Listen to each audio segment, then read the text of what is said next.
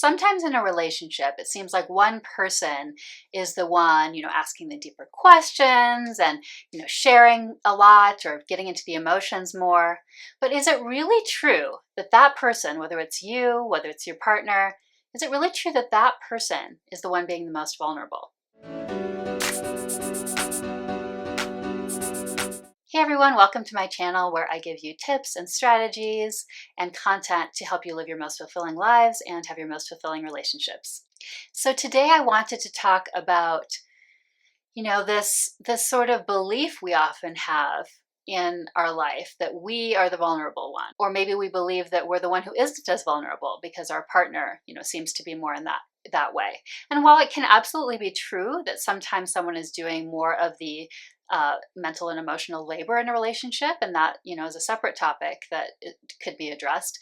It's also true that when we're really talking about vulnerability and really being vulnerable with someone and allowing ourselves to be seen, and that piece of relationship that really ups the ante of the intimacy and of connecting, which can often help, with getting through whatever difficulty we may be in. It's often true that it's not as clear as that the person who is talking about emotions more or talking about deep questions more is the most vulnerable.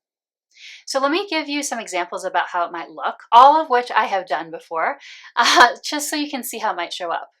So it might look like not really sharing what you want in a relationship, or not sharing the deepest, most deep longings about what you want in the relationship, either from fear of rejection. This might be subconscious that you fear the rejection, but either from fear of rejection, or maybe because you yourself kind of prefer that you didn't want that and don't think it should be prioritized yourself. It might also look like not wanting to come across or look a certain way, like if you're feeling jealous, that you prefer, being superhuman or looking perfect, and so you don't want to admit to a negative emotion that you have.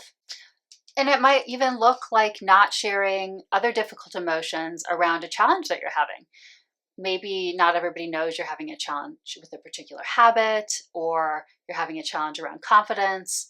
And so those really intense things that we're struggling with and having hard emotions around, that can be another thing that perhaps isn't getting shared. Even if you are a person who is talking about, about the strategies around the relationship, if you might be asking the other person how they feel about things, you might even be sharing some feelings about things, right? But is it really around those most vulnerable things? And so that's what I came to realize from examples like the ones I just gave, was that I was a fearful avoidant before, and so my style naturally is to want deep conversations. So it felt like, oh, that's deep. And it felt like that deepness equaled vulnerability. But I wasn't always sharing. I was often not sharing, actually, the things that were the hardest, the really deepest in vulnerability. Those were not actually getting shared. And so I can mention here too that, this could be more likely if you are fearful avoidant, like I was, and it's showing up that you have the deep conversations, but maybe you're not being vulnerable in other ways. It could show up maybe a little more also for APs who are anxious preoccupied attachment styles, because they're often checking in a lot more about the relationship and talking about feelings more. But again, are they really sharing their deepest truths? Because they often can fear the rejection from someone else as well.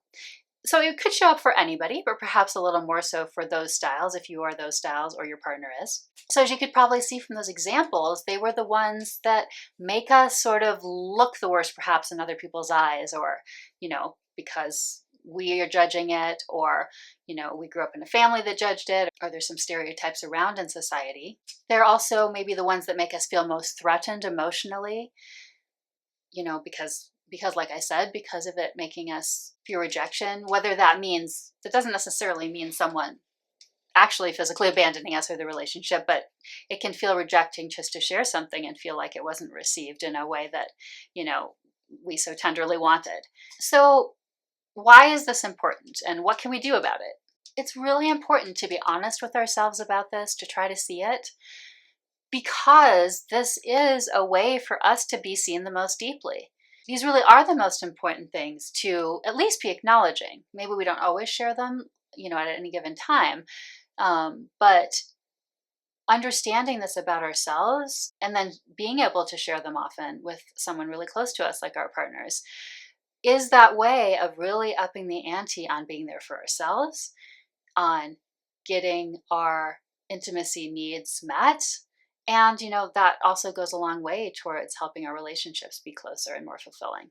Another reason that it's important to make sure to understand that you may not be addressing the really most vulnerable parts of yourself and showing them to your partner is because in that interaction with your partner, like I said, if you're the one who thinks you're the most vulnerable, but really aren't, you sometimes can take on that almost superiority. Like it can become a whole pattern around that you are the one who is the most emotionally open, you are the one who is the most vulnerable. And, again, there can be some truth to it. So I'm not talking about that there aren't some truths to if the other person's closed off for their own reasons, that being an important thing to address. But looking at yourself, can you then avoid taking that stance of superiority? And that can be effective in the relationship in a couple of ways.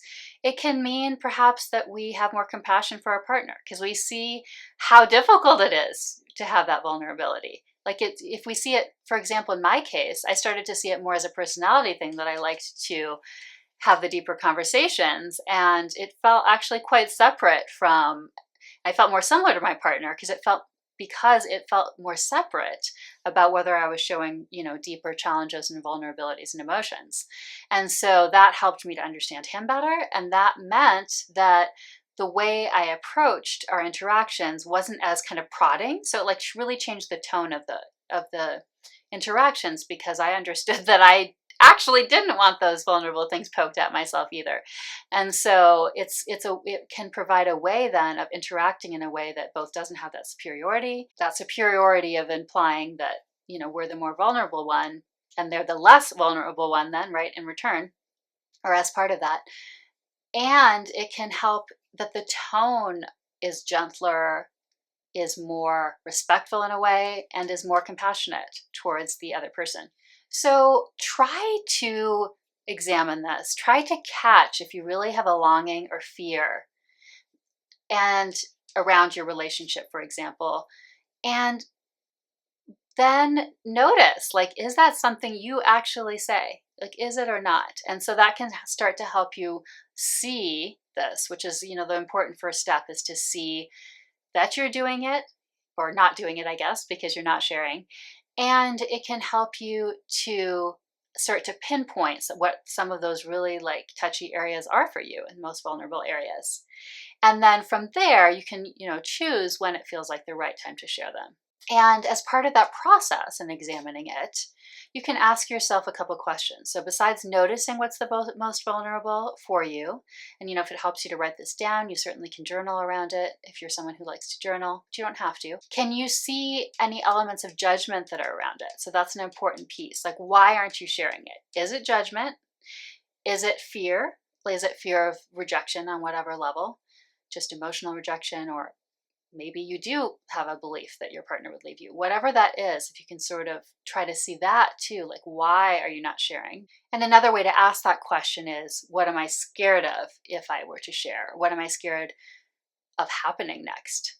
And so see if your subconscious is actually either playing out some scenes or sort of blocking everything up so you don't see the scenes that you'd be afraid of seeing. If you can start to ask yourself those questions, that can help you to see what your role is in the relationship. And maybe it's a little different from what you thought, like I said. For me, maybe you're not really the most vulnerable one. And that's okay, right? It's totally okay. But it's a really helpful journey to take to start to see that, both for yourself, to be seen more in the relationship, and for your partner, because it really brings you more to a level of equality that we're all just vulnerable human beings who sometimes are scared to share our most intimate and vulnerable selves. So I hope this content was helpful. If you resonated with it, I would appreciate a like and a subscribe so I can get it out to more people.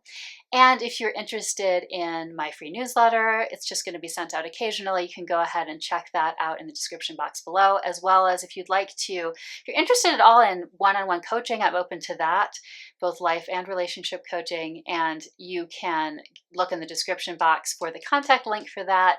I do 20-minute free consultations. Sometimes I can help point you in a different direction if coaching with me is not the right fit for you. So I encourage you to check that out.